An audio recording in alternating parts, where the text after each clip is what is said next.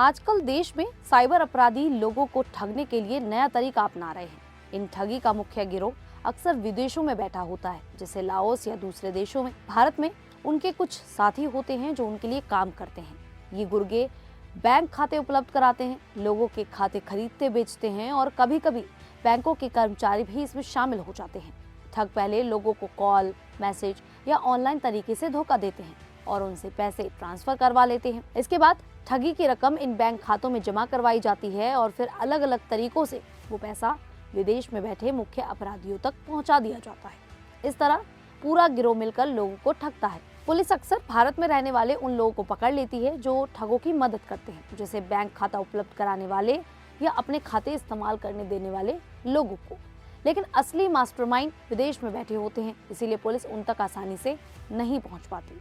इसी वजह से साइबर ठगी के मामले कम नहीं हो रहे हैं। जब पुराने गुर्गे पकड़े जाते हैं तो विदेश में बैठे अपराधी नए लोगों को तलाश लेते हैं, उन्हें पैसे या दूसरे लालच देकर साथ जोड़ने की बात करते हैं और फिर से ठगी का काम शुरू कर देते हैं।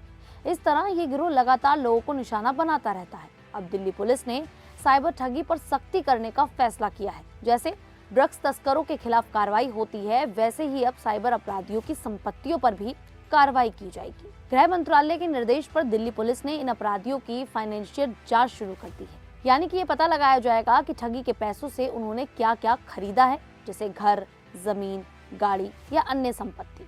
जांच में अगर ये साबित हो जाता है कि संपत्ति ठगी के पैसों से बनाई गई तो उसे जब्त किया जाएगा। कानूनी प्रक्रिया पूरे होने के बाद उत्तर प्रदेश सरकार की मदद से ऐसी अवैध संपत्तियों को बुलडोजर से गिराया भी जाएगा। ये फैसला इसलिए लिया गया है क्योंकि ठगी के असली मास्टरमाइंड विदेश में बैठे होते हैं और उन्हें पकड़ना आसान नहीं होता। लेकिन भारत में उनके गुर्गे ने ठगी के पैसों से जो संपत्तियां बनाई हैं, उन पर कार्रवाई की जा सकती है। इसी वजह से पुलिस अब ऐसी संपत्तियों को जब्त या नष्ट करेगी। इसका मकसद अपराधियों को आर्थिक नुकसान पहुंचाना है ताकि उनकी कमाई बंद हो और साइबर ठगी या ये खेल धीरे धीरे रुक सके।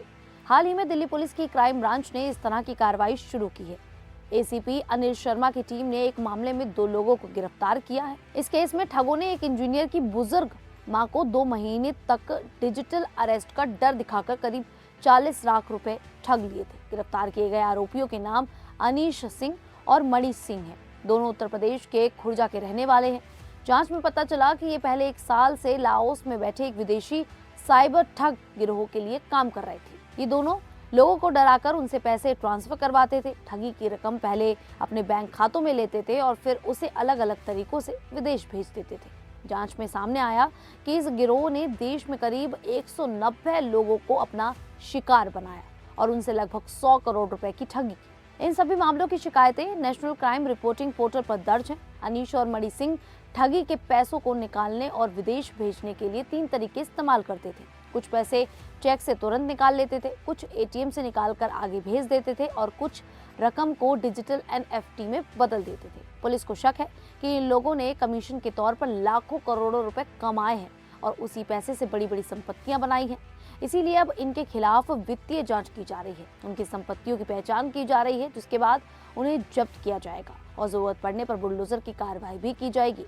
ये पहला मामला है जिसमें गृह मंत्रालय और दिल्ली के उपराज्यपाल वीके सक्सेना के निर्देश पर किसी साइबर ठग गिरोह के सदस्यों के खिलाफ इस तरह की वित्तीय जांच शुरू की गई है। ड्रग्स की तस्करी रोकने के लिए दिल्ली पुलिस ने साल 2021 से इसी तरह की कार्रवाई शुरू की थी। अब तक 18 ड्रग्स माफिया के खिलाफ जांच की जा चुकी है और उनकी संपत्तियां जब्त की गई हैं और कुछ अवैध संपत्तियों को गिराया भी गया है। इसके अलावा 9 मामले अभी स्क्रीनिंग कमेटी के पास हैं और 41 मामले की जाँच चल रही है। अब इसी तरीके को साइबर अपराधियों के खिलाफ भी लागू किया जा रहा है ताकि उन पर सख्ती से कार्रवाई की जा सके। दिल्ली में पिछले कुछ सालों में ऑनलाइन ठगी के मामले तेजी से बढ़े हैं। पहले जहां ठगी के मामले और रकम कम थी, वहीं अब लोगों को करोड़ों रुपए का नुकसान हो रहा है। 2014 में सिर्फ 226 मामले दर्ज हुए थे और करीब 2.64 करोड़ रुपए की ठगी हुई थी। इसके बाद हर साल मामलों और रकम में बढ़ोतरी होती गई।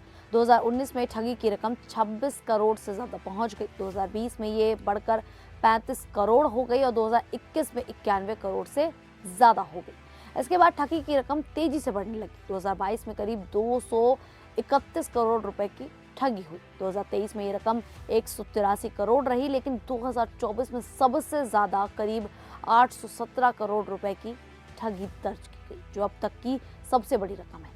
2025 में 30 जून तक ही 70 करोड़ रुपए से ज्यादा की ठगी हो चुकी है। इन आंकड़ों से साफ है कि खासकर 2022 के बाद ऑनलाइन ठगी की रकम बहुत तेजी से बढ़ी है और ये एक बड़ी चिंता का विषय बन गई है। इस नई कार्रवाई से उम्मीद है कि साइबर ठगों पर रोक लगेगी। उनके साथ काम करने वाले लोगों को भी समझ आएगा कि ठगी से कमाई गई संपत्ति सुरक्षित नहीं है और कभी भी जब्त या नष्ट की जा सकती है। इससे नए लोग इस काम में आने से डरेंगे। पुलिस का मकसद है कि भले ही असली अपराधी विदेश में बैठे हों, लेकिन भारत में उनके नेटवर्क को तोड़कर ठगी के मामलों को कम किया जाए। ये कदम साइबर अपराध के खिलाफ सरकार और पुलिस की सख्ती का एक मजबूत संदेश माना जा रहा है। खैर, देखना होगा कि इस कार्रवाई से क्या सच में साइबर ठगी में कमी आएगी या फिर नहीं। बाकी आप हमें अपनी राय कमेंट करके जरूर दें। अभी के लिए इतना ही, फिर हाजिर होंगे ऐसी ही देश और दुनिया से जुड़ी बड़ी खबरों के साथ। तब तक के लिए देखते रहिए द न्यूज़ 15 दिल्ली।